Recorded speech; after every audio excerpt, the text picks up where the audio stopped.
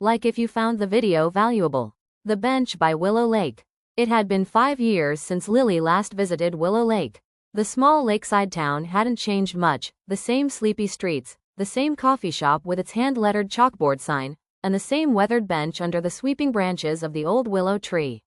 She stood across the road from the lake now, hands stuffed deep into her coat pockets, trying to summon the courage to walk to the bench. The cold breeze nudged her forward like an old friend, reminding her this moment mattered. Because this was where it had started, and ended, and maybe could begin again. 5 years earlier, Lily had just graduated from university when she took the summer job at the Willow Lake Inn. The town was nothing like the buzzing cities she was used to. Its charm was slow and subtle, like a shy smile.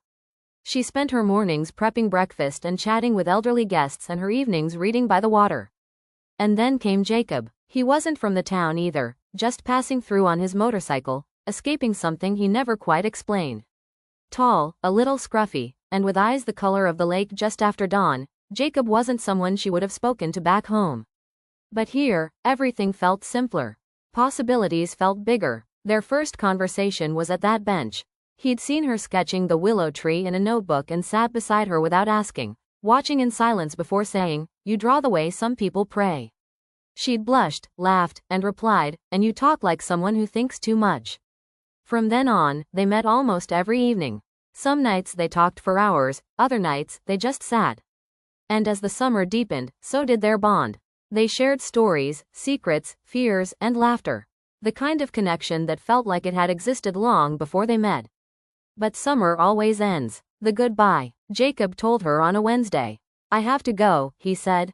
"I wasn't planning to stay this long." Lily had felt it coming but still hoped she was wrong. "Where? I don't know yet. I'm not good at staying in one place."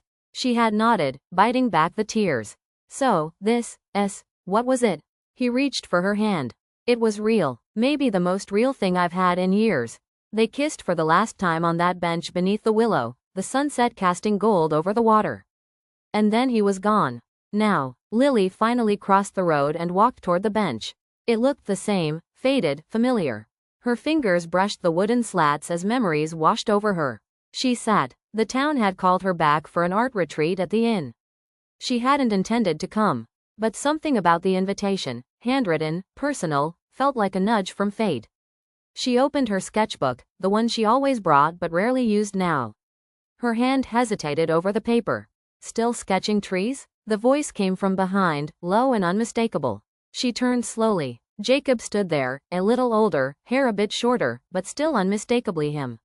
Same quiet intensity in his eyes. "I heard you were in town," he said, stepping closer. She blinked. "How? I never really left." Her breath caught. "What? After that summer, I went back home. Tried to forget. Couldn't. I came back 6 months later, hoping you'd return. I even bought a small cabin up the hill. I figured if you came back, I'd be here." 5 years? She asked, voice cracking. "I knew you'd return eventually. You left something behind." She laughed bitterly. "What, my sketchbook?" "No," he said softly. "My heart."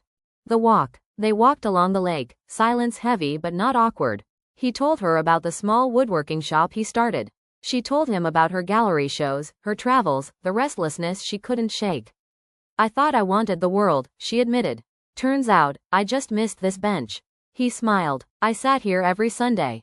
Hoping." They paused again beneath the willow, the breeze carrying leaves like whispered promises.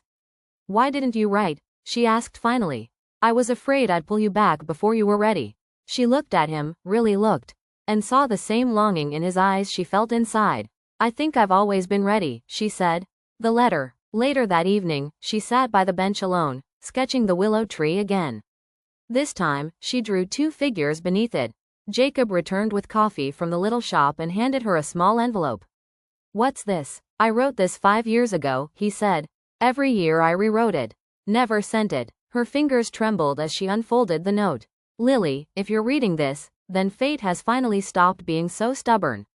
There hasn't been a single day I didn't think of you. This town, this lake, they all remind me of what we had. I've kept the bench warm. I'll keep doing it if you need time. But if you're ready, sit beside me again. Love, Jacob." She wiped her eyes, folded the letter carefully, and placed it inside her sketchbook. Then she stood and took the few steps to sit beside him. This time, she wasn't leaving. Epilogue, 1 year later. The townspeople often saw them at the bench, Jacob reading, Lily sketching. Tourists asked if they were a local legend. Some said if you sat there at sunset, you could feel the warmth they left behind. But Lily and Jacob didn't care much about stories anymore. They were too busy writing a new one. Together.